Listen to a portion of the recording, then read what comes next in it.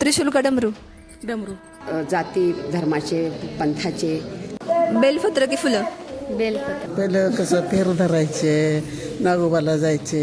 त्यांची पूजा करतो आम्ही, वारुळाची, नागाची.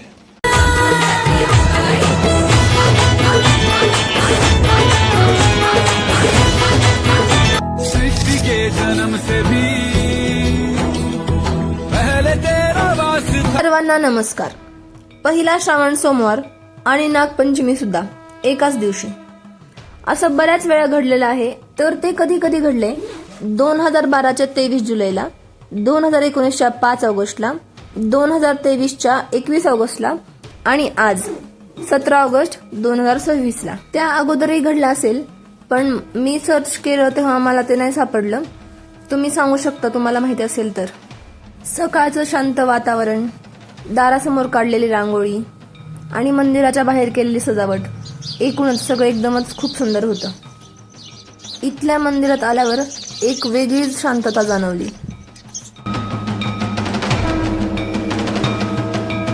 आजचा दिवस महादेव भक्तांसाठी खास आहे. आता आपण महादेवाचं दर्शन घेऊया. आजच्या या पहिल्या श्रावण सोमवारी महादेवाच्या चरणी फक्त एकच प्रार्थना, सगळ्यांच्या आयुष्यात सुख, समाधान आणि चांगलं आरोग्य राहू दे. धाराशिव शहरातील महादेव गल्ली येथे असलेले श्री कपालेश्वर मंदिर हे भगवान शिव यांना समर्पित एक अत्यंत शांत आणि पवित्र स्थानिक देवस्थान आहे. स्थानिक रहिवाशांसाठी हे मंदिर अत्यंत श्रद्धेचे स्थान आहे. रोज सकाळी आणि संध्याकाळी येथे महादेवाची पूजा आणि आरती केली जाते. गर्दीपासून दूर आणि मुख्य रस्त्याला जोडून असल्याने येथे भाविकांना नामस्मरण व ध्यानासाठी शांत वातावरण मिळते. हे मंदिर भाविकांसाठी 24 तास उघडे असते, ज्यामुळे भाविक कोणत्याही वेळी दर्शनासाठी जाऊ शकतात. महाशिवरात्री आणि श्रावण महिन्यातील प्रत्येक सोमवारी या मंदिरात विशेष धार्मिक कार्यक्रमांचे आयोजन केले जाते. या दिवसांमध्ये स्थानिक भाविक महादेवाच्या दर्शनासाठी आणि जलाभिषेकासाठी मोठ्या संख्येने गर्दी करतात. आज नागपंचमी असल्यामुळे मंदिरात नागदेवतेचीही पूजा केली होती.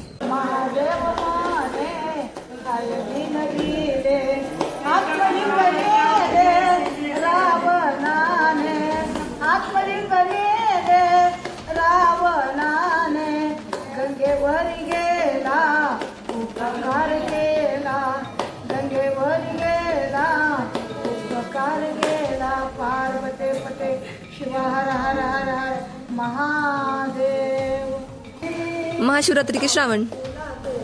महाशिवरात्री. महादेव की भोलेनाथ? महादेव. थँक्यू. त्रिशूल का डमरू? डमरू. निरंकार उपवास की फराळ? निरंकार.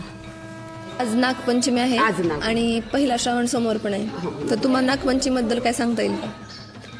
आपल्या देशामध्ये खूप जाती धर्माचे पंथाचे लोक राहतात आणि त्याप्रमाणे त्यांच्या पद्धतीप्रमाणे वेगवेगळे सण उत्सव साजरे केले जातात. तर त्यापैकीच श्रावण महिन्यातला नागपंचमी हा पहिला सण. तर या दिवशी नागदेवतेला एक वंदन केलं जातं. नागपंचमी आणि पहिला श्रावण सोमवार पण आहे. तुम्हाला जर शेतामध्ये नाग दिसला किंवा तर तुम्ही काय करता तेव्हा? त्यांची पूजा करतो आम्ही, वारुळाची, नागाची. आजी, आत्ताची नागपंचमी आणि तुमच्या लहानपणीची नागपंचमीमध्ये कसा फरक जाणवतो तुम्हाला? मग खूप जाणवते ना. पहिलं कसं फेर धरायचे, नागोबाला जायचे, मग ह्याच्यात नदीला दिवे घेऊन धुवायला जायचे आमच्या लहानपणी. आता काय फेर नाही, काहीच नाही असं. आत्ता वारुळ पण नाही शहरामध्ये जास्त बघायला गेलं तर. हं? वारुळ वारुळ तर कुठंच नाही इथं आता बघायला. नंतर वारुळाची पूजा करायला जायचो आम्ही. असं शेताने ते कुठं असेल तिथं. हो, झोके पण खेळायचे. खूप मोठे मोठे लिंबाच्या झाडाला झोके बांधायचे. घरात ढाळ जातं, भाजीच्या मध्ये झोके बांधायचा, झोके खेळायचे. आता कुठे झोके नाही तर असले घर बांधल्यावर कुठले झोके घालतात. नागदेवतेला एक वंदन केलं जातं म्हणण्यापेक्षा निसर्गातील प्रत्येक गोष्ट मानवाच्या उपयोगी आहे. तर साप हा शेतकऱ्याचा मित्र मानला जातो, तसा तर तो शत्रू म्हणून मानला जातो, पण तसं नाही. त्याचं उपयोगी पण आहे. पिकावरचे सगळे अगदी किटाणू खातो. उंदीर जे काही म्हणजे पिकाचं नुकसान करणार आहे, हानिकारक आहे, तर अशा प्राण्यांना तो समाप्त करतो. आणि त्याच्यामुळं साप हा शेतकऱ्याचा मित्र मानला जातो. आणि त्या प्रत्यार्थ सोमवारी काय केलं जातं की एक ऋण म्हणून नागदेवतेची पूजा केली जाते. त्याचबरोबर दुसरं म्हणजे बहीण भावासाठी नागदेवतेकडे भावाच्या उत्कर्षासाठी, संरक्षणासाठी, त्याच्या दीर्घायुष्यासाठी प्रार्थना करते. म्हणून हा नागपंचमी सण उत्सव साजरा केला जातो. त्याचबरोबर आपल्या महाराष्ट्रामध्ये शिराळा या ठिकाणी जिवंत सापाचं पूजा केली जाते. खूप असा मोठ्या प्रमाणात उत्सव केला जातो. तर अशा प्रकारे नागपंचमीचा सण मोठ्या उत्साहाने विशेषतः खेड्यामध्ये खूप छान पद्धतीनं साजरा केला जातो. आज